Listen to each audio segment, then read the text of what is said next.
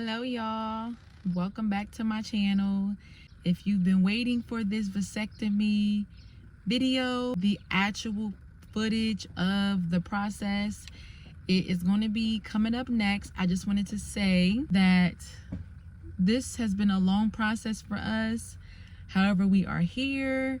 May this encourage, inspire, may this be informative for someone else out there who may be in the same situation or who may be thinking of a vasectomy or the reversal. Let me know in the comments if you have any questions about our process, about our journey. And I just have to say that this is a success story. From having a vasectomy to having it reversed and then becoming pregnant within about 6-ish months. Beautiful, beautiful. So may this inspire somebody else out there who is thinking about it or who is in it right now. Okay, it is possible. You can have the reversal and become pregnant. I am a living witness. I'm living proof. All right, I love y'all. Stay tuned for the next video. Peace. All right, y'all, so I'm on my way to our first vasectomy appointment. Hold on, let me see. And we are here for a consultation to see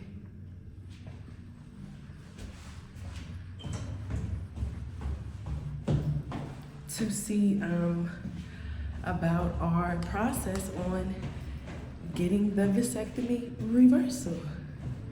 So here's part one. All right, so we are in the hallway and I am going towards the urology office to see what's next, y'all. What I'm feeling for the examination, and this is not 100% accurate by any stretch, but the epididymis, which are the tubes behind your testicle, they're collecting all the sperm now, right? Mm. And because you're sealed at the end of the vas, it's got, that fluid's got nowhere to go, and it can back up and cause a rupture in the epididymis. And that usually feels like this. Yours are nice and soft, they're completely normal. So that's good. So that the hope is that we can do vas to vas. When we do the procedure, we do vas to vas. Okay?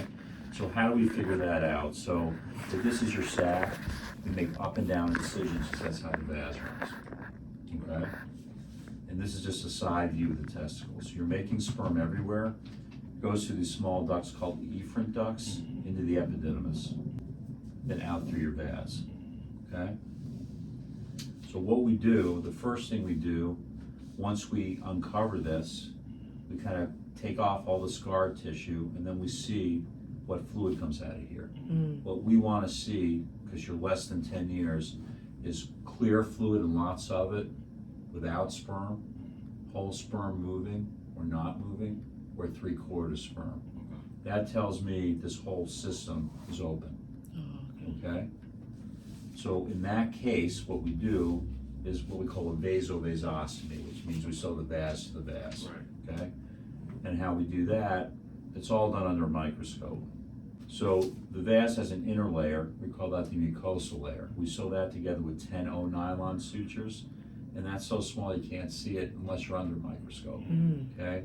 And we put them all around here to sew those layers together. Okay? Now the vas is muscular, and so we want to sew the muscle layer together because that gives the whole thing strength. Right. And we use a 9O nylon suture all around the outside. So that's a vasovasostomy. Let's say we look at the fluid and it's like toothpastey with like a head over here and a tail over there, something like that. I know you're blocked somewhere in the epididymis. So sewing the vas back to the vas makes no sense. Anything. Right, yeah. Exactly. So what we do in that scenario is we look at the epididymis, or we uncover it because it's got a bunch of stuff around it. We open it, and what we want to find is moving sperm. Okay, and then what we do is we plug the vas into there. Same thing. There's an inner layer with the 10O sutures, and a 9 layer between the muscle of the vas and this material that sits around the epididymis. It's kind of tough and holds the stitch real well. Okay, this takes a little bit longer. It's about as half successful. Okay, so the determination is basically on what fluid comes out. Yeah. Now you're talking 4 to 5 years. You're talking a normal exam here. So the hope is that we're going to get, you know, the clear fluid sperm to the vas to vas. Okay, so that's the whole thing. Now these things can be fickle, so they can open and close. You know, that can happen. On average, it takes a vas to vas 6 months to open up. They usually open up earlier, but I don't get really concerned if we're 6 months into it, we still haven't seen anything.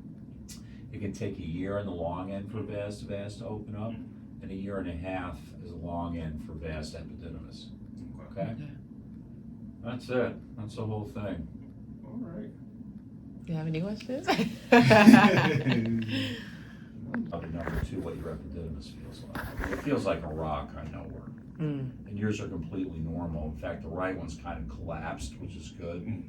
What does that mean? It just doesn't feel full, Oh, which is okay. good. I mean, and the left one feels a little bit fuller, but that, again, that's normal. Right. So I don't want to feel this. Okay. That I don't want to feel.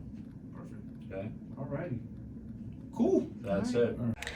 Hey y'all, so I'm currently in the OR seating area and I'm waiting for the vasectomy reversal procedure to start. I'm in the waiting room and this is the day, June the 24th, that we are untying his vas deferens, I think that's how you say it, and we're reconnecting them to begin our pregnancy journey, our new flow of having babies. So stay tuned, y'all. I'm going down to go and meet him finally. He's been here about since like 7:30. It's now like 5:30. So it's been a long day, but I'm close to seeing him.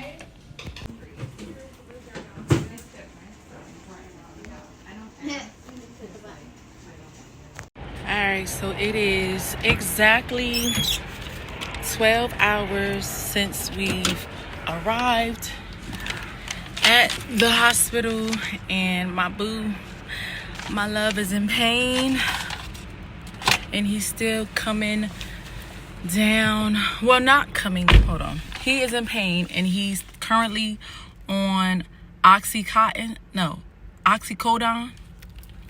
to help with the pain. We are not typically into the pharmaceutical drugs. In this case, we've had to go along with it, and here we are. So I'm about to pull around and pick him up. He did such a great job. I'm so proud of him. Now it's time to heal, recover.